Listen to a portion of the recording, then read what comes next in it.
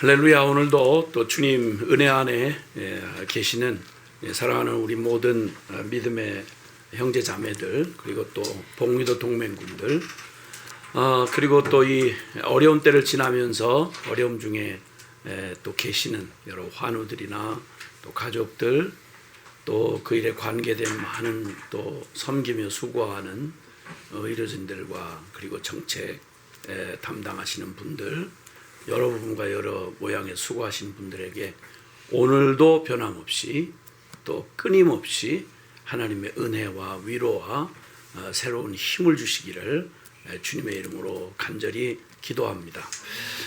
역대하 7장 14절의 말씀이 이렇게 너희가 어느 곳에 있어서 무슨 재난이나 또 전쟁이나 기근이나 역병 이러한 어려움을 당할 때 내 이름으로 일컫는 내 백성이 그 악한 길에서 떠나 마음을 겸비하여 회개하고 내 얼굴을 구하면 내가 하늘에서 듣고 그 땅을 고칠지라. 이렇게 하신 주님의 약속을 믿고 우리가 또 간절하게 비상한 때 비상한 기도와 그리고 또 매일의 기도로 이렇게 달려오고 있습니다. 바라기야 모두가 다 쉽게 잠깐 놀랬다가도 놀란 가슴 쓸어안고 빨리 좀 이 시간이 지나갔으면 하고 생각하지만 고난이 그냥 온 게 아니고 이 비상한 시국이 그냥 된 게 아니라 그 원인이 제거되고 또 그 필요한 일들이 이루어져야 상황만 모면해서 되는 일이 아닌 것을 우리가 잘 알고 좀 지루하게 느껴지지만 지금 상황은 그렇게 녹록하지 않게 전 세계 대유행이라고 말하는 이런 상황이 진짜 염려하던 대로 지금 눈앞에 펼쳐져 있고 우리나라는 더군다나 가지나 이제 정말 어느 때보다도 참 나라 안팎으로 경제적으로나 또 안보에 있어서나 또 여러 가지 정치적인 여러 상황들이 가뜩이나 어려웠던 때에 엎친 데 덮친 격으로 닥쳐진 이러한 재난과 같은 이 상황에서 지금 당황하고 또 여러 가지 어려운 이런 시간들을 지내고 있습니다. 어쨌든 지금 지금의 이 시대와 또 현 시국 그냥 멀쩡히 그냥 먹고 살만하고 또 그냥 일상 바쁘게 이렇게 잘 살아가는 것처럼 보이니까 그냥 늘 그날이 그날이고 또 괜찮으려니 그저 늘 항상 경고와 같은 얘기들은 좀 귀찮게 들리고 별로 남의 먼 나라의 뉴스처럼만 듣다가 말 그대로 어느덧 깜짝 놀라는 사이에 그냥 우리 앞에 코앞에 지금 닥쳐지게 됐습니다. 그러다 보니까 그동안에 보이지 않았던 사회의 여러 가지 현상들, 얼마나 우리의 이 도덕적인 상황이 위기에 처해 있으며 사람들의 심령이 얼마나 강팍하고 그리고 참 거칠어지고 참 인간성 상실의 그런 위기를 느낄 만큼 인간 자체의 인간성 상실을 느낄 만큼 그런 위기감이 오고 경제적인 위기는 당장 우리가 먹고 사는 문제가 딱 걸려 있다 보니까 지금 보통 심각한 일이 아니죠. 이런 참 목조르듯이 다가오는 이런 현실적인 압박들 그리고 또 참 나라의 미래를 걱정하는 이런 일들 앞에 이제 정치적인 견해 또 이런 것들로 가뜩이나 4.15 총선을 앞두고 지금 참 어수선하고 또 정신없는 이런 상황이 펼쳐지고 있습니다. 근데 여러분들은 어떠셨는지 모르겠는데 저도 요한 참 경험해 보지 못한 그런 나라를 이제 해주시겠다고 그래서 무슨 뭘 경험하지 못한 일을 경험하나 그랬더니 맞이하는 일마다 다 경험하지 못한 일을 지금 경험하는 이런 시국인 것 같습니다. 이럴 때 그냥 내두록 관심도 별로 크게 두지 못했던 뉴스라든지 이런 정보들 사방 견해들 이렇게 상황 돌아가는 상황에 대한 걸 다 알지도 못하면서 이런저런 부정적인 얘기들을 듣다 보면 화가 나고 아주 그 근심을 넘어서 이거 도대체 이렇게 하다가 이거 무슨 상황이 되려나 하는 이런 근심과 더불어서 분노, 그리고 또 이런 답답함, 정말 참 한마디로 분통 터지는 이런 이런 상황을 이렇게 맞이하고 또 그걸 늘 믿음으로 물론 이기고 또 넘어선다고 하지만 매일매일 해결이 됐는가, 아이고 내게 잘못하는 거 아닌가 하고 회개하는 마음을 가졌다가 또 역시 또 듣고 보는 게 만약 있다 보면 이제 그렇습니다. 여러분 좀 어떠셨는지 모르겠어요.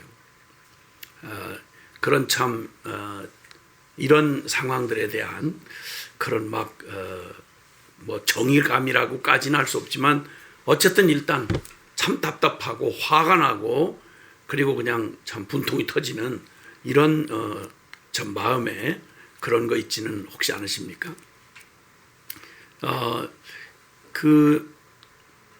이 시국과 이제 지금 이 상황들을 보면서 우리는 이 모습에 대해서 이렇게 분노하고 막 이제 마음에 새기기가 어려운 이런 참 한 걸음 더 나가서 어떤 때는 막 증오심까지 이렇게 끌어오르는 이러한 그 분노의 감정이 있습니까? 아니면 이 모습을 보면서 이게 나하고 무관하지 않아. 그래서 참 마음에 어떤 슬픔을 느끼는지. 우리는 주님이 말씀하신 비유 가운데 1만 달란트 빚진 사람이 왕에게서 뭐 1만 달란트라 하면 뭐 이거 상상을 초월하는 어마어마한 건데 뭐 하여튼 보통 평민이 그러면 수백억을 빚을 졌다고 치십시다. 근데 그 수백억을 뭐 대를 물려가면서 참 이렇게 아니 뭐 자손 만대로 갚아도 갚을 수 없는 불가항력적인 그러한 빚인데 그 임금에게서 불쌍히 여김 받고 탕감을 받았어요. 그리고 이제 용서받은 마음으로 나왔는데 잊어지지 않는 원수는 외나무 아래에서 만난다고 그만 자신에게는 참 찌질하게 사는 서민 입장에서 말 그대로 수백억에 비할 바는 아니지만 그저 요즘으로 말하면 그저 돈 100만 원 되는 그런 빚을 지고 도망쳤던 옛 동료가 하필 만나게 된 것입니다. 그런데 그때 얼마나 그 이후에 속썩었던 얘기를 생각하니까 얼마나 막 화가 나고 분이 치밀어 오른지 도저히 이놈을 뻔뻔스러운 이놈을 그냥 둘 수가 없는 거죠. 그래서 멱살을 잡고 가서 결국은 싹싹 빌고 사정하는 그에게 뭐 일말의 동정심이 안 나오고요. 그냥 막 그 분노와 정의감과 더불어서 그냥 이런 잔인한 마음까지 들어서 옥에 갖다 쳐넣었습니다. 그런 얘기를 주님이 비유로 말씀하신 얘기가 생각이 났어요. 물론 무슨 사연인지는 모르겠지만 그렇게까지 하는 데는 이유가 있겠죠. 어쩌면 야비했을 수도 있고 떼어먹지 못할 돈을 떼먹을 수도 있었고 뭐 정말 그 신뢰를 깬 용서받지 못할 그런 일을 했는지도 모르겠죠. 그런데 방금 전까지 자신이 어떻게 가련하고 불쌍한 모습으로 그 자비를 입어서 탕감을 받았는지 이게 잘 기억이 안 나고 이 일이 그렇게도 시간이 흘렀던 일인데도 이 큰 사건 앞에서도 그 일이 그렇게 생생하게 떠오르는 거 보면 옛말이 그냥 들리질 않습니다. 보통 사람들이 내가 받은 은혜는 모래 위에 새기고 내가 남에게 베푼 은혜는 바위 위에 새긴다 이런 말이 있어요. 자, 내 생애 가운데 기념이 될 만큼 내 안에 깊이 이렇게 시간이 흘러도 사라지지 않는 기념한다고 할 때는 잊지 말아야 될 것들 혹은 뭐 이런 것들 아니겠어요? 근데 기념할 것들 중에 성경에도 보면 이제 승전비를 세우는 걸 봅니다. 에베네셀이라고 하는 승전비를 세우는데 사무엘상 7장 12절에 보면 그때 블레셋 군대 앞에 막 거의 참 멸절의 위기 앞에 놓였던 그 이스라엘 백성이 하나님의 기적으로 그 블레셋을 척서 물리친 바로 그날 그 승리를 기념하면서 하나님이 여기까지 우리를 도우셨다라고 하는 의미로 꼭 기념해야 할 그 돌을 세워놓고 에베네셀이라는 이름으로 기념비를 세웁니다. 자, 이렇게 성전을 기념하는 것도 있고요. 또 하나는 이 아골골짜기라는 이름이 불려진 고통의 골짜기라는 말이죠. 그것은 큰 하나님의 기적적인 승리를 경험한 뒤에 여리고성, 저 가나안 땅 여리고성을 정복한 뒤에 그 아찔하게도 그 아간이라고 하는 참 어떻게 그 기가 막힐 순간에 금덩어리를 보고 그만 눈이 뒤집어가지고 절대 손대서는 안 되는 하나님의 그 헤렘 그 물건에 손을 대는 바람에 비참하게 그 금덩어리와 함께 온 가족이 같은 형제들의 참 심판을 받아서 아간의 돌무더기를 쌓아놓은 것, 그것이 고통의 골짜기라는 이름의 아골골짜기가 되어졌죠. 그 큰 돌무더기가 쌓여서 그 일을 결코 잊지 말아야 할 일을 기념하는 돌무더기가 된 것을 볼 수 있습니다. 오늘 하나님께서 이 비상한 때 또 우리가 주님 앞에 주목하면서 계속 기도해 오는 중에 오늘은 시편 38편의 말씀을 함께 이제 나누려고 하는데요. 이 시제가 이 시의 그 제목이 다윗의 기념하는 시 이렇게 되어 있습니다. 다윗의 기념할 일이 뭐 일평생 참 많겠죠. 그런데 다윗의 기념하는 시인데 이게 뭘 기념하는 시냐? 그 바로 회개하는 회개를 기념한 시입니다. 다윗의 일생에 지울 수가 없을 만큼 그 어떤 모든 승리를 다 삼켜버릴 만큼 다윗의 행위 아주 치명적인, 그래서 이후에 일생을 돌이켜보면서 결코 이것만큼은 잊어서는 안 되는 아주 중요한 회개의 사건을 기념하는 기념시입니다. 기념할 게 여러 가지 있었는데 사람들은 보통 우리의 그런 좀 부끄럽고 지금 생각해 땀이 나고 이런 일들은 가급적 기억에서 지우고 싶잖아요. 기념하는 게 아니고. 그런데 이걸 기념합니다. 이 참회시라고 할 수 있는 이 참회시가 한 7가지가 이 시편 안에 나오는데 그 중에 한 3가지인가 4가지인가가 이 다윗의 시입니다. 다윗의 회개를 기념하는 참회시로 알려져 있습니다. 다윗의 일생에 어떤 성전비보다도 정말 기념하는, 하나님 앞에서 잊지 않고 기념해야 할, 아주 이걸 그냥 이렇게 기록한 말씀인데요.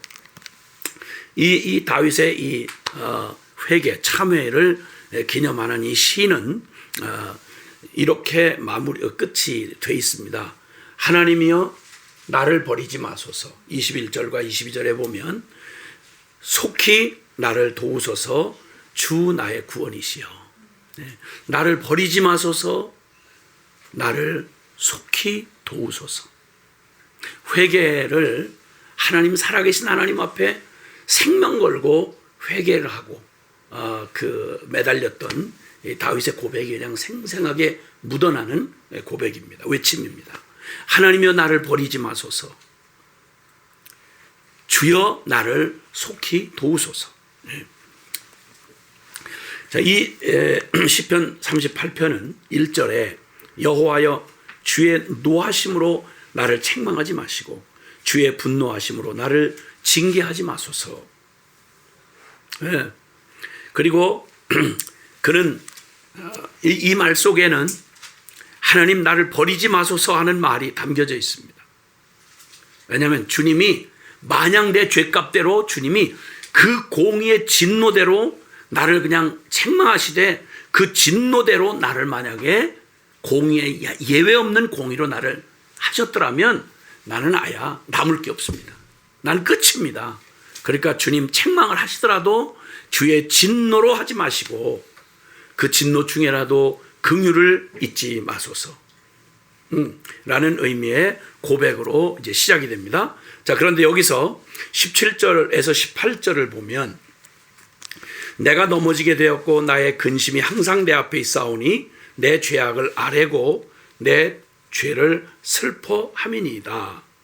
그가 회개했던 내용을 이제 아주 간명하게 여기 드러내 주는데요.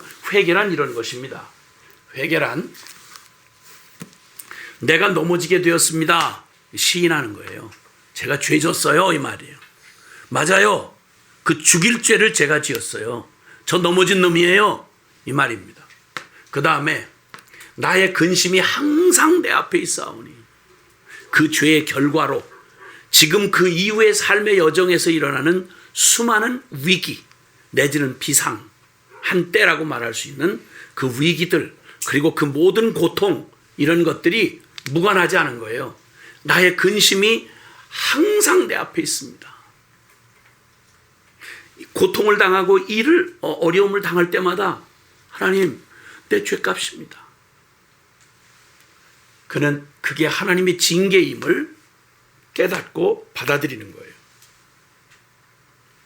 그리고 내 죄악을 아뢰고 내 죄를 슬퍼하매니이다. 슬픔의 강경이 있어요. 지금 이 얘기는 이 사건을 저지른 이후에 하나님의 그 참 무서운 징계를 받아서 다윗의 일생 다윗의 집에 칼이 떠나질 않겠다고 하셨어요. 칼이 떠나질 않아요. 칼이 떠나지 않는다는 말은 뭐 무시무시한 말이잖아요. 환란이 그치질 않아요. 그리고 말로 다 할 수 없는 고통스러운 일들이 그에게 펼쳐져요. 그런데 그는 그 모든 상황을 맞이하면서 보통은요, 보통 사람들에게서 이게 참된 회개의 태도를 보기가 어려운 것은 막 울고불고 떼굴떼굴 굴르고 막 회개하고 간증하고 이랬어요. 근데 그 후에 이제 어려움이 지속이 돼요. 그러면 금방 태도를 조금 지나가다 보면 돌변해요.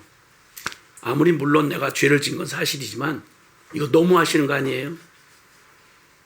그리고 또 그 비슷한 나와 똑같은 죄를 지은 사람을 보면 분노의 감정이 일어나요. 내가 저지른 거기 때문에 나 정말 용서가 안 된다고 이런 말을 우리는 굉장히 정의로운 태도로 얘기를 할 때가 있어요. 근데 지금 이 표현을 보세요. 내 죄악을 아뢰고 내 죄를 슬퍼함이니이다. 이후에 일어나는 모든 상황들 속에는 다 사건이 있죠. 나를 박해하고 나를 괴롭히고 나에게 고통을 주는 사람들이 있어요. 근데 그 일을 따지고 이렇게 하는 게 아니라 그 눈에 보이는 현상과 원인보다 더 깊은 배우를 알아요. 왜? 이게 바로 내 죄악으로 인하여 하나님의 징계의 손길로 허락이 됐다는 걸 알아요. 그러니까 겸손하게 그가 처절하게 회개하는 심정이라는 걸 보여주는 태도가 바로 뭐냐면 그 죄를 나 이만큼 받으면 받은 거 아니에요? 이만큼이면 내가 갚을 거 갚은 거 아니에요? 이런 태도를 하는 놈. 그런 태도를 가지고 있는 이 뻔뻔한 죄인들에게 회개라는 말은 너무 사치스러운 말이에요. 근데 다윗은 내 죄를 슬퍼함이니이다 하고 회개를 나타내 보여줬습니다. 자, 그러면 오늘 회개라고 할 때는요, 먼저는 시인을 해야 돼요. 변명을 자꾸 늘어놓는 거죠. 예. 내가 뭐 그렇게 한 건 한 거지만 뭐 그렇게 하고 싶어 했습니까? 개인적일 때는 이렇지만 이 나라의 상황이나 또 이 모든 상황을 따지고 볼 때 우리의 감정 안에는 물론 분석은 필요하죠. 왜냐하면 대처를 해야 되기 때문에. 그런데 현상적이고 표피적인 대처만에 하나님의 그런 그 앞에서 바른 태도를 가지고 있다면 먼저는 시인을 해야죠. 그래서 내 백성이, 내 이름으로 일컫는 내 백성이 그 악한 길에서 돌이키고 마음을 겸비해서 하나님 앞에 회개하고 그의 얼굴을 구하면 이렇게 말씀해요. 회개라고 하는 건 먼저 시인해야 되는 거죠. 그리고 그것으로 말미암은 징계가 내 앞에 주어지는 모든 이 근심할 수밖에 없는 항상 내 앞에 따라오는 하나님의 그 매를 순히 받는 걸 말하는 거죠. 맞아요. 주님, 맞아요. 제가 이 맞을 놈이에요. 맞아요. 이건 제 탓이에요. 저 때문이에요. 징계를 받고 그리고 그는 분명 그 죄를 슬퍼하는 마음. 내 죄악을 아뢰고 내 죄를 슬퍼함이니이다. 자, 여기서 요 세 가지를 우리 함께 조금 자세하게 살펴볼 필요가 있겠습니다. 첫 번째, 내가 넘어졌다 라고 하는 그 고백이요. 이 말은 전혀 모자람이 없는, 한치도 모자람이 없는, 변명의 여지가 없는 나는 사악한 죄인입니다. 그 말이에요. 다윗 평생을 놓고 보면 똑같은 죄인이라고 할 때 다윗은 솔직한 말로 다른 사람과 죄의 경중을 따질 수는 없겠지만 생각할 때 그러잖아요. 다른 사람은 100번 죄 졌는데 나는 50번밖에 안 졌지 않느냐. 이럴 때 우리는 은근히 그래도 나는 저들하고는 달라. 이런 생각이 있는 거예요. 근데 다윗은 이 이야기의 직접적인 그 원인을 제공했던 사건이 밧세바 사건입니다. 밧세바 사건. 역대하 34장을 배경으로 하고 있죠. 근데 이 밧세바 사건을 통해서 드러났던 그가 넘어졌다고 말하는 이 죄는 한치도 모자람이 없는 이 땅의 가장 지옥에 멸망받을 심판받을 모든 죄악과 동일한 똑같은 죄악이었음을 한치도 변명의 여지가 없는 사악한 죄였음을 고백하는 거예요. 그리고 원수에게 회방거리를 주었어요. 원수에게 회방거리를 주고 그리고 그 성문을 내게 주어진 이 삶의 그 이 직무를 주님의 부르심을 본분을 팽개치고 지키지 않고 성문을 활짝 여는 바람에 죄가 없었던 게 아니라 온 세상이 죄로 가득 차 있죠. 그럼 모든 이들이 죄를 가지고 있죠. 그런데 그 모든 적에게 문을 활짝 열어가지고 쉽게 말하면 댐 안에 이렇게 관리를 하고 있던 댐 문을 그냥 확 열어버리는 바람에 그냥 댐 물이 그대로 막 쏟아요.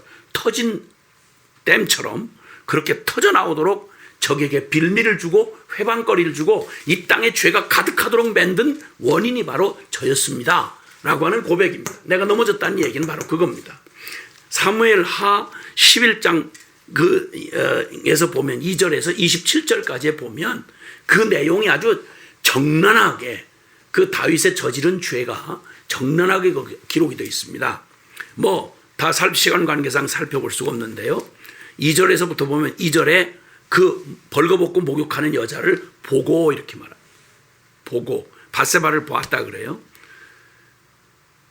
보이는데 있었던 여자가 문제다 이렇게 핑계할 수가 없는 거죠.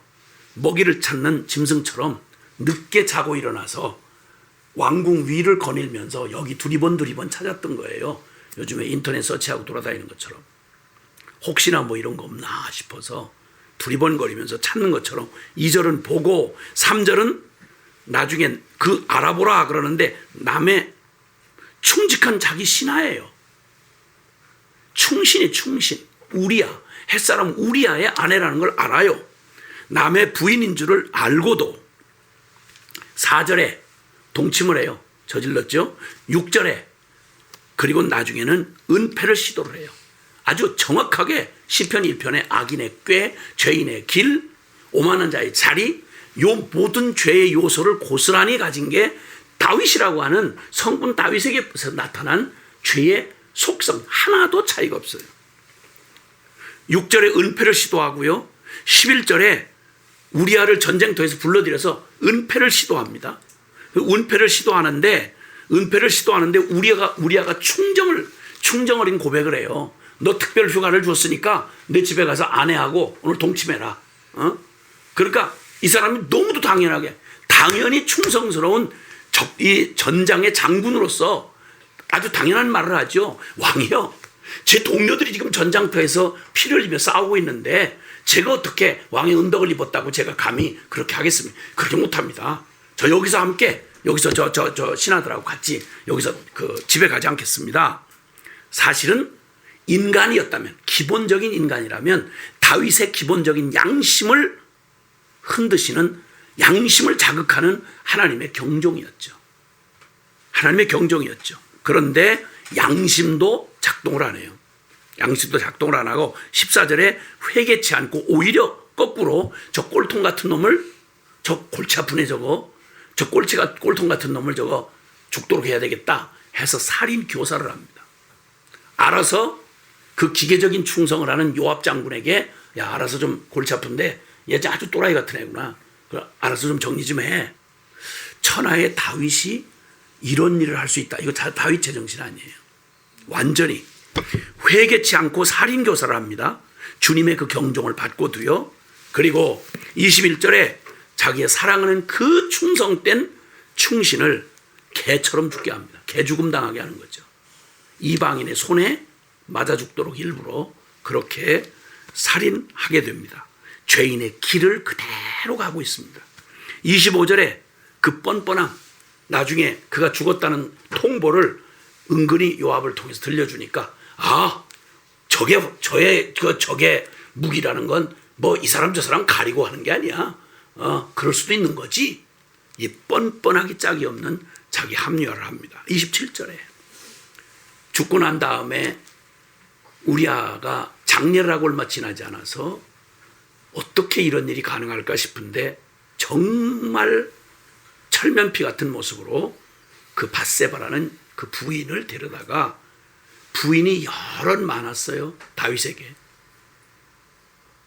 화려하고 유혹될 만한 여자가 여럿 있었다고요. 근데 굳이 왜 밧세바를 부인으로 취합니다. 여호와 앞에 아주 사악했습니다. 오만한 자의 자리에 딱 앉아서 버티지 않았습니다. 그가 내가 넘어졌습니다 라고 하는 이 고백, 이 시인은 변명, 1000만 개 입이 있어도 변명 널어놓지 아니하고 정확히 그 사악한 죄에서 한치도 모자람이 없습니다 라고 하는 고백입니다. 사무엘 하 12장 7절에 15절에 보면 그가 저지른 죄가 그 질이 어떤 건지에 대해서 그 10절에 보면 네가 하나님을 업신여기고 원수가 크게 너 때문에 회방할 거리를 얻었다. 말하자면 하나님의 이름을 저 원수의 면전 앞에다가 갖다 패대기를 쳤다 이 말이에요. 그 10절에 그러므로 칼이 너의 저지른 그 무서운 죄의 값에 대한 하나님의 공의 심판으로 칼이 내 집에서 영원토록 떠나지 않고 백주의 도로 네가 거꾸로 저지른 그 일, 너는 은밀한 중에 남 시선을 몰래 네 방에다가, 은밀한 방에다 데려다가 간음을 저질렀지만 네가 저지른 그 간음을 백주 대낮에 만인이 보는 데서 네가 당하게 되리라. 이런 무서운 하나님의 심판을 받게 됩니다. 그런데 놀랍게도 주님은 그 심판을 선고하시면서 나단 선지자를 통해서 선고하시면서도 사무엘하 12장 24절에 25절에 보면 그 아이, 그 밧세바 사이에서 그 임신해서 낳게 된 아이는 죽어요. 애타게 매달려도 결국 죽어요. 그리고 나중에 둘째 아이를 또 임신해서 갖게 되는데 그게 바로 솔로몬입니다. 그 이름을 여디디아라, 여호와의 사랑을 받았다. 이런 이름에 말도 안 되는 전혀 근거 없는 하나님의 자비를 약속하십니다. 자, 이제 두 번째, 나의 근심이 항상 내 앞에 있사오니, 나의 근심이 항상 내 앞에 있으니 회개한 심정을 놓쳐본 적이 없습니다. 이 무서운 과정을 거치고 나서 시편 51편이라든지 시편 32편이라든지 이런 데에는 동일한 사건을 놓고 회개하는 바로 그 회개의 시입니다. 다윗의 뼈가 마르고 정말 고통스러운 회개 과정을 거치고 난 다음 그가 그 이후에 펼쳐지는 그 이후에 자기 삶에 계속 그가 뿌려놓은 씨 때문에 그가 원수들에게 문을 활짝 열어놓고 저 원래 죄인들에게 빌미를 주어서 꼭 그냥 저 휘발유 통 확 엎질러 놓고 거기다가 불씨를 던진 것처럼 그렇게 저질러 놓은 결과라는 걸 잊어본 적이 없어요. 그 근심이 항상 내 앞에 있습니다. 즉 저는 하나님의 징계를 받아 마땅합니다. 회개를 잊은 적이 없는 기념비를 세우되 자기 심령 안에, 다윗의 심령 안에 가장 뚜렷하게 남아있던 기념비가 바로 회개의 기념시입니다. 기념시. 그래서 상황적으로 볼 때 여기 정말 이 상황을 얘기하는데요. 이 상황을 쭉 얘기하면서 정말 본물이 터지듯이 이 사건 이후로 다윗의 일생이요. 이렇게 놓고 보면 다윗의 그 밧세바 사건을 이렇게 앞뒤로 이렇게 보면 다윗이 확 달라 보여요. 다윗이 그전에는요, 고난을 당해도요, 정말 푸릇푸릇하고 그냥 정말 정의를 위해서 핍박을 당하면서도 불굴의 의지를 가지고 하는 이런 용맹스러운 영웅의 모습이 보여요. 근데 이상하게 이 사건을 딱 겪고 난 뒤에는요, 뭐라고 해야 되나요? 정말 말 그대로 한풀 꺾인, 뭔가 꺾인 듯해요. 그리고 그 삶이 말 그대로 칼이 떠나질 않아요. 계속 그 하나님의 징계의 손길이 떠나지 않아요. 자, 그런데 어쨌든 본물이 터지듯이 통제될 수 없는 죄악, 모든 이들에 잠재되어 있었죠. 가까이는 그 다윗의 이 가족 안에, 그리고 그 다윗의 그 왕실 안에, 그리고 이제는 대외적으로는 국가적인 차원에서 외적의 침략을 받고 또 어려움을 당하는 이런 일들이 일어나죠. 그래서 이 모든 상황과 상황적으로 다윗의 그 근심이 항상 내 앞에 있다. 하나님의 징계가 이 질서와 능력을 깨트리고, 이전에는 이 범죄 이전에는 많은 상황이 와도요, 아주 질서 정연하고, 그리고 다윗의 권위가 아주 칼날같이 서 있었습니다. 그러니까 무슨 일을 당해도 질서 정연하고 일사불란하게 강력한 이런 모습을 보여줬는데, 이 일이 있고 난 뒤부터는 이 질서와 능력이 깨트려지고 혼란과 고통으로 몰아가요.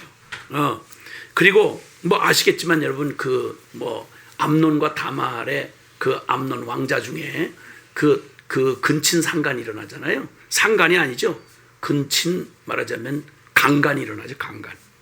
그래서 강간 사건이 일어나고 살인이 일어나요.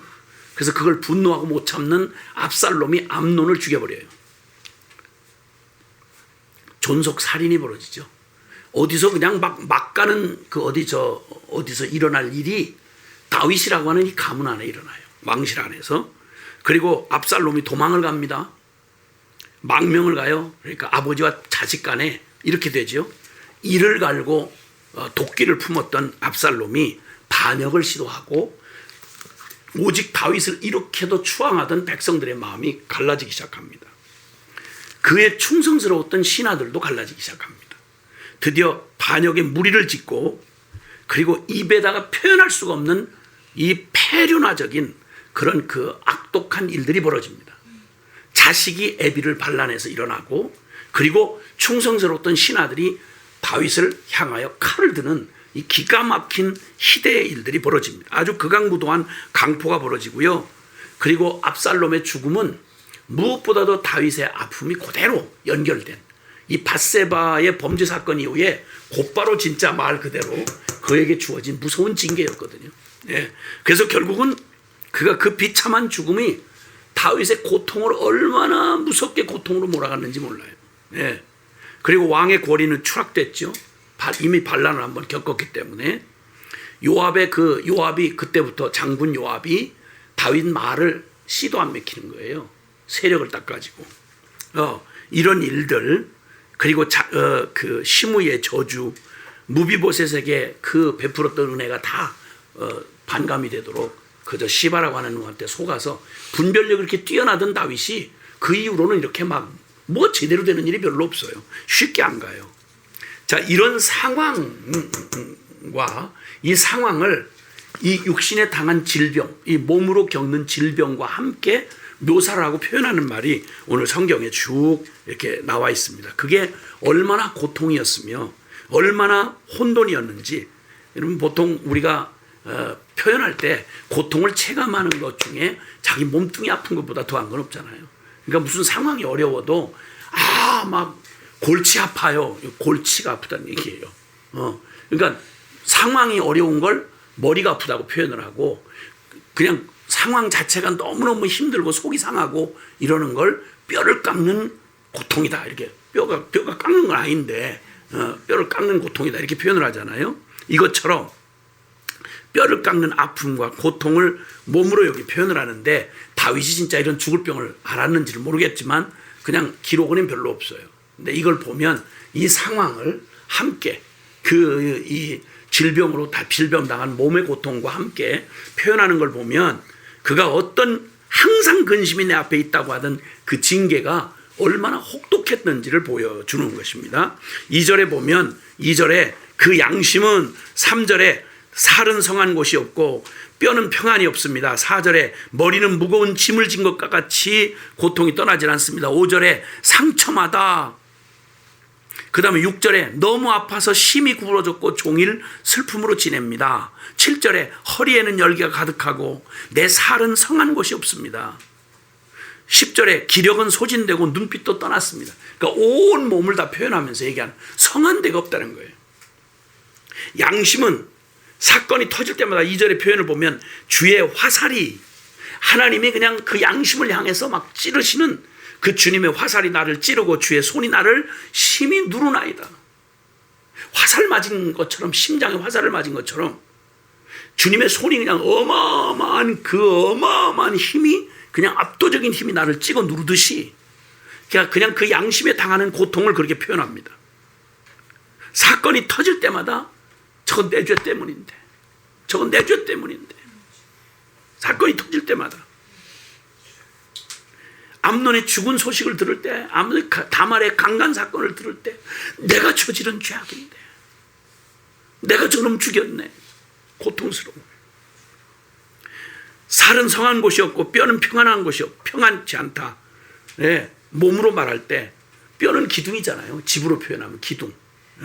그 기둥이 다 흔들리고 살이 떨린다. 살이 성한 곳이 없다. 벽이 여기 무너져서 자꾸 구멍이 나고 금이 가고, 수도는 터지고 하수구는 막혀서 넘치고 근근히 고쳐놓으면 뜨거운 말에서 막 뻘건 물이 나오고, 변기는 막혀서 뚫려지질 않고, 뭐 이렇게 정신사나운 집안을 이렇게 보면 정신사납잖아요. 내 몸뚱이 살이 성한 곳이 없고 뼈는 평안이 없다. 어느 숨을 돌릴 틈이 없이 닥쳐오는 상황들을 얘기하죠. 머리는 무거운 짐을 진 것 같이 4절에 내 죄악이 내 머리에 넘쳐서 무거운 짐 같으니 내가 감당할 수가 없나이다. 그냥 5절에 상처마다 낫질 않고 썩어 악취가 나니 우매한 까닭입니다. 그러니까 뭐 이 조그만한 상처가 나도 이걸 좀 긁으면 이게 그냥 넘어가질 않아요. 그냥 이게 온통 종기가 돼가지고 막 이 고름이 그냥 저 피부 아래까지 근육까지 파고 들어가서 또 골치 아픈 수술을 해야 되고, 사람 몸뚱이 한번 트집 잡기 시작하면 어려운 것처럼 상처마다 낫질 않고, 5절에 보면 내 상처가 썩어 악취가 나오니 내가 우매한 까닭이로 소이다. 그러니까 일마다 작든 크든 일마다 그냥 넘어가질 않아. 또 해결도 못해. 내가 우매한 것처럼. 이전에 다윗이 그렇지 않았거든요. 범죄하고 나서 하나님의 징계를 받는 동안에 뭘 하나 해결이 안 되는 거야. 그가 멀쩡히 전에는 잘하던 일도 해답이 안 되는 거예요. 썩어서 심각하게 발전을 해요. 6절에 너무 아파가지고 그 고통 때문에 너무 아파서 내가 아프고 심히 구부러졌으며 종일토록 슬픔 중에 단이 나있다. 허리에는 열이 가득하고 내 살은 성한 곳이 없습니다. 사람 중심이 허리인데 허리에 열기가 가득하다. 8절에 버틸 힘도 없이 지쳤어. 내가 피곤하고 심히 상하였음에 마음이 불안하여 신음하나이다. 여러분, 육체적인 고통을 당하고 있는 병중에 있는, 사실 욥의 고난의 가장 극한 고난이 자기 몸뚱이 병든 거였잖아요. 네, 고통에도 뭐니 해도, 그래서 고통을 표현할 때는 자기 신체적인 고통으로 표현하듯이 그를 둘러싸고 있는 모든 일들이 이렇게 되는 거예요. 10절에 보니까 8절에 보면 버틸 힘이 없고 심히 상했고 지쳤고 심히 상했고 마음은 불안하고 초조하며 신음이 그치지 않습니다. 10절에 보니까 내 심장이 뛰고, 얼마나 사람이 허약해졌으면 심장 뛰는 게 느껴지겠어요. 건강한 사람 심장 뛰는 거 느끼지면 안 되잖아요. 심장이 뛰고 내 기력이 쇠하여 내 눈의 빛도 나를 떠났나이다. 자, 이렇게 정말 내 스스로에게는 어떤 힘도 소망도 남아있지 않는 것입니다. 여러분, 이쯤 되니까 무슨 일까지 벌어지는 거 아니? 인간 소외가 찾아오는 겁니다. 인간 소외. 인간 소외가 찾아오는 거예요. 이제 거기 11절과 12절에 보면 내 사랑하는 자, 친구마저 내 상처를 멀리하고 친척도 멀찌감치 떨어져 섰나이다. 12절, 그 원수들은 아주 기고만장을 해서 올무를 놓고 악한 말과 종일토록 음모만 꾸며댑니다. 그런데 그 기가 막힌 상황 앞에, 자, 이제 내가 둘러싸고 있는 상황, 내 몸뚱이, 그리고 이제는 인간 소외까지 경험하는 이 기가 막힌 징계를 받으면서 그 앞에서 나는 13절 14절 보니까 얼마나 기가 막힌 거 아니. 나는 못 듣는 자같이 듣지 아니하고 말 못하는 자같이 입을 열지 아니하오니 나는 듣지 못하는 자 같아서 내 입에는 반박할 말이 없나이다. 알면서도 어쩔 수가 없는, 못 듣고 말 못하는 자처럼 비참하게 당하고 서 있는 그런 자신의 모습을 여기 토로하고 있습니다. 9절에 그러니까 주여 나의 모든 소원이 주 앞에 있고 나의 탄식이 주 앞에 감추지 아니하나이다. 그러니까 이제 하나님 외에 내게 의지할 수 있고 버틸 만한 것들은 아무것도 없는 거예요. 그 기가 막힌 상황 속에 나는 주님밖에 소망할 수가 없고, 그러니까 주님 앞에 어디 가서 누구한테 가서 하소연할 데도 없습니다. 나는 나의 소원이 주님 앞에 있고 나의 탄식조차 주 앞에서 감추어지지를 않습니다.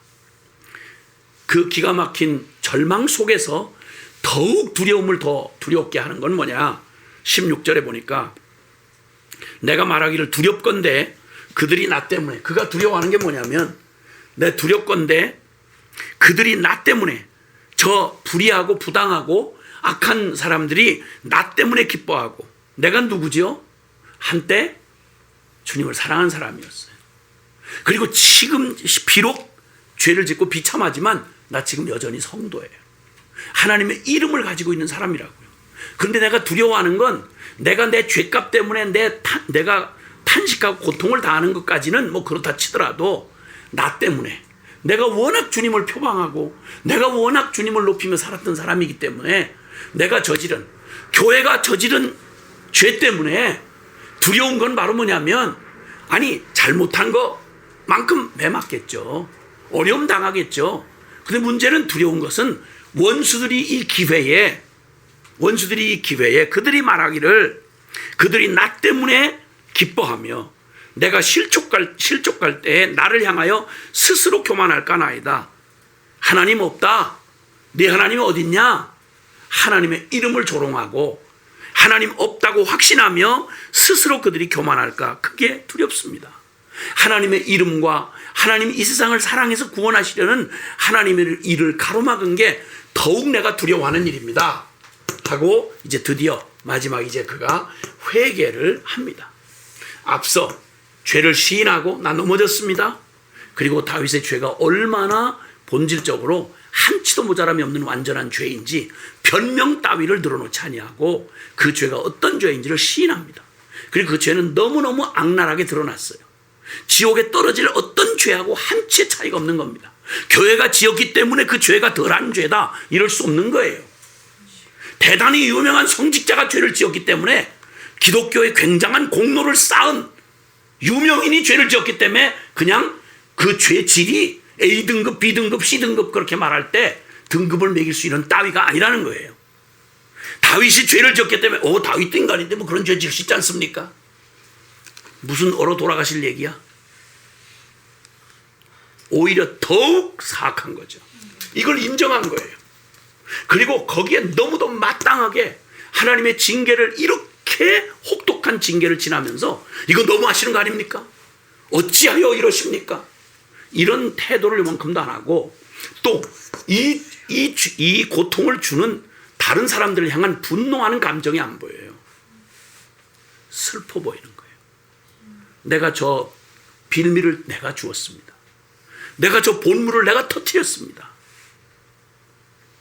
어차피 죄인인데 그 죄인들이 더욱 죄인이 되도록 부추긴 게 바로 나입니다.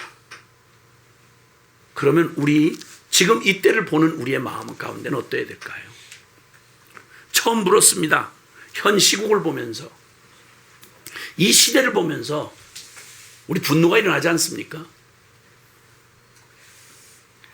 이 썩은 세상을 보면서, 타락한 교회를 보면서, 아주 잔혹하고 아주 야비하고 너무 그렇게 한 그 죄인들을 보면서 분노하지 않습니까? 너무 화가 나지 않습니까? 저 그랬어요. 저 그렇고요. 근데 그게 내 모습으로는 보이지 않나요? 내가 똑같은 죄인 아니었어요?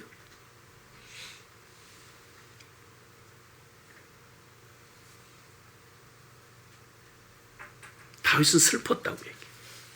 나의 슬픔이 내 죄를 슬퍼합니다.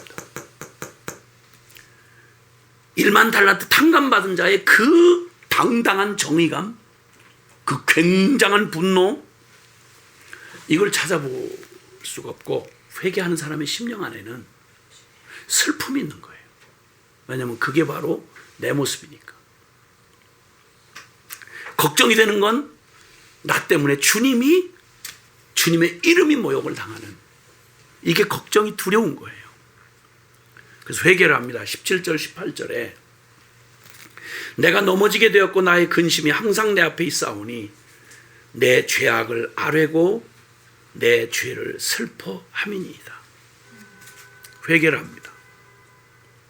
그리고 19절에 보니까 내 원수가 활발하며 강하고 부당하게 나를 미워하는 자가 많으며 또 악으로 선을 대신하는 자들이 내가 선을 따른다는 것 때문에 나를 대적하나이다. 저는 당연히 쌉니다. 이렇게 당하는 게 맞습니다. 우리 지금 우리에게 당면한 이 모든 위기와 우리가 당하는 이런 고통들이 안 받아도 될 것을 당하는 것처럼, 물론 나 잘못 살았어요. 믿음으로서 못 살았어요. 좀 죄 좀 지었죠. 근데 이건 너무하는 거 아닙니까? 이게 회개하고 아무런 상관이 없는 태도죠. 찾아볼 수가 없는 말입니다. 내 원수가 활개치며, 이러한 때에 내 원수가 활개를 치며 내가 내 죄악을 슬퍼하고 내가 넘어졌고 나의 근심이 항상 내 앞에 있고 내 죄악을 아뢰고 내 죄를 슬퍼하고 있는 바로 나, 하나님 앞에 정말 바르게 살아보고 싶은, 다시 회복하려고 이 길로 돌아선, 회개하고 돌아선 나를 악으로 선을 대신하는 자들이 내가 선을 따르고 그 길로 돌아섰다는 이것 때문에 나를 대적합니다. 그의 고백 속에는 이런 말이 포함이 되어 있습니다. 내 죄가 대적들에게 기회를 주고 하나님의 이름을 회방케 했으며 이 모든 비참과 고통의 문을 열어놓았으니 주님의 진노대로라면 나 멸망당해야 싸지만 그러나 주의 크신 긍휼을 의지하고 회개하오니 주여 나를 버리지 마소서. 주여 나를 버리지 마소서. 주여 나를 속히 도우소서. 내 이름으로 일컫는 내 백성이 그 악한 길에서 떠나 그 마음을 겸비하여 내 얼굴을 구하면 이라는 말 속에 우리에게 진정 지금 필요한 게 있다면 우리 주님을 부르는 우리가 먼저, 하나님의 교회인 우리에게 우리가 기념해야 될, 잊지 말아야 할, 우리는 무슨 용서를 받았죠? 우리는 어떤 죄악 가운데서 구원받았죠? 하나님 아들을 죽인 죄 있잖아요. 우리 십자가의 은혜를 아는 사람들이잖아요. 우리 복음을 가진 사람들이잖아요. 예? 십자가의 구원과 그 용서 말이에요. 우리의 이 역겨운 원수를, 이 하나님과 원수되었던 우리를 복음이 이렇게 밝히 드러나고 나니까 우리가 얼마나 더 끔찍한 죄인인지가 우리가 드러나잖아요. 얼마나 역겨운 죄인들인지 알잖아요. 불의로 진리를 막고 하나님을 그렇게 반역하면서 원수질했던 바로 우리, 내가, 그 십자가의 구원과 용서를 받은 내가 이 역겨운 원수를 화목하여 아들을 삼으신 그 하나님의 긍휼과 사랑이 얼마나 큰지 우리가 안다고 할 때 우리는 이 회개의 태도를 분명히 점검해야 할 것입니다. 내가 넘어지게 되었습니다. 시인해야 합니다. 우리의 죄는 시인 되셨습니까? 회개했고요. 회개했다 치고요. 대국민 방송용으로 우리는 빛이 되지를 못했습니다. 이런 얘기 말고 그 사악하고 용서가 불가능한 그 뻔뻔스럽고 그 교활하고 악한 다윗이 졌기 때문에 그 죄가 무슨 더 순수한 죄, 이 따위는 없습니다. 여러분. 시인하고 그 근심이 항상 내 앞에 있으니 당연히 이 당하는 이 고통들, 이 모든 이 어차피 죄된 세상이지만 이 죄가 이렇게 기승을 부리고 이 동성애 난리를 치고 이 부당한 자들이 이렇게 휘어잡고 나라의 근간을 흔들어버리고 이렇게 교회가 맥을 잃고 이 모든 일들이 그들을 증오하고 그들을 향하여 분노하는 게 아니라 주여 맞습니다. 그게 저의 모습입니다. 그 슬픔이 내 안에 있고 그 모습이 내 모습을 보는 것 같고, 그래서 기도를 한다면, 중보기도를 한다면 먼저 내가 회개하고, 회개한 자만이 하나님의 긍휼을 아니까 이런 기도가, 이런 주님 앞에 우리의 회개 태도가 바로 될 때 우린 주님이 주신 이 모든 이 재앙과 이 위기를 바르게 받고 하나님 앞에서 정말 돌이켜 회개하고 하나님의 얼굴을 구해서 이 땅을 고치시는 하나님의 응답을 받을 수가 있는 것입니다. 하나님이여 나를 버리지 마소서, 주여 나를 속히 도우소서. 찬송가 279장 인애하신 구세주여 내 말 들으사 라고 하는 애창하는 찬양이 있습니다. 인애하신 구세주여 내가 비오니 죄인 오라 하실 때에 날 부르소서.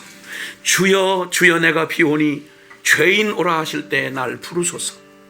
하나님 나를 버리지 마소서. 주님 나를 속히 도우소서. 자비하신 보좌 앞에 꿇어 엎드려 자복하고 회개하니 믿음 주소서. 주의 공로 십자가 공로 의지하고 주께 가오니 상한 마음을 고치시고 구원하소서. 만복의 근원 되신 우리 주여, 우리 이 땅 근심에 잠긴 이 슬픔의 이 땅을 긍휼히 보시고 위로해 주소서. 우리 주와 같으신 분 어디 있겠습니까? 당신의 긍휼이 있기 때문에 우리가 회개하고 주의 얼굴을 구합니다. 1절 한 절 부르고 우리 통성으로 기도하시겠습니다.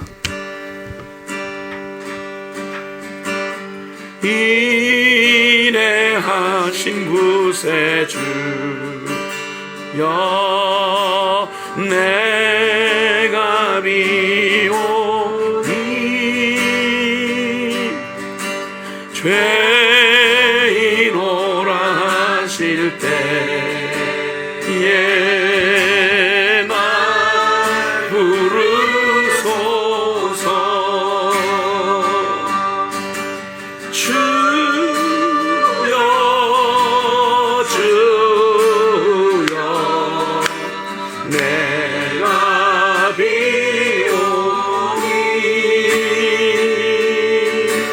죄인 오라 하실 때, 오 주님 날 부르소서. 다 같이 우리 통성으로 함께 기도하면서 주여 나를 버리지 마소서, 주여 나를 속히 도우소서. 이 위기의 때에 이 민족과 열방을 그리고 우리 교회를 안고 잊지 말고 꼭 기념하며 우리가 하나님 앞에 나아가야 할 우리의 태도 주님 앞에 올려드리고 기도하면서 주여 우리를 도우소서. 기도하고 다 같이 통성으로 기도하겠습니다. 사랑하시는 아버지 하나님 감사합니다. 주님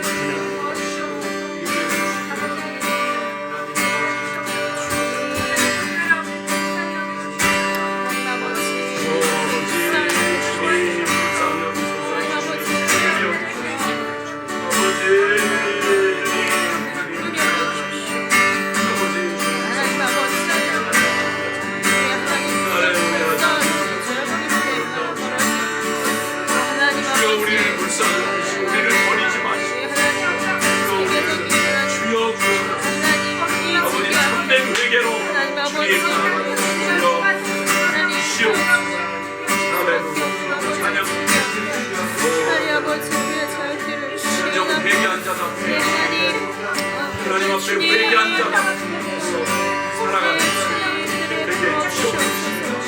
하나님 아버지 주님 정말 불쌍히 예, 하나님 앞에 함께 우리의 죄악을 시인하며 주님 앞에 또 회개하는 기도로 나아갔으면 좋겠습니다. 하나님, 주님, 이때 허락해 주신 이 코로나19라고 하는 하나님 이 현상이, 이 상황이 하나님 어느 누구도 난 아니다라고 할 수 없는 하나님 우리 모두의 죄악 때문인 것을 주여 고백합니다. 우리의 쌓고 쌓은 죄악 때문에 하나님 주님의 허락하신 우리에게 회개할 수 있는 기회를 주신 하나님의 은혜일 때인 것을 당신의 넘치는 긍휼과 자비 때문에 허락해 주신 때인 것을 주여 고백합니다. 하나님 아버지 주님 우리의 죄악을 주여 용서하여 주십시오. 하나님 우리의 죄 없이 여기고 하나님 말씀을 귀히 여기지 않았던 하나님 아버지 주님 우리의 죄악을 주여 용서하여 주십시오. 하나님 아버지 앞에 함께 회개의 기도로 나아갔으면 좋겠습니다. 기도하겠습니다. 주님 아버지 하나님 아버지 하나님 아버지 위기가 두려운 게 아니라 주님 질병이 두려운 게 아니라 하나님 앞에 우리의 무서운 죄가 얼마나 두려운 것인지 아버지 영원한 파멸과 이 죄가 얼마나 무서운 것인지 주여 하나님 아버지 영원한 사악한 죄를 지었던 아버지 죄인인 것을 하나님 회개하고 주님 앞에 돌아갑니다. 예 아버지 하나님 불쌍히 여겨주시옵소서 긍휼히 여겨주시옵소서 하나님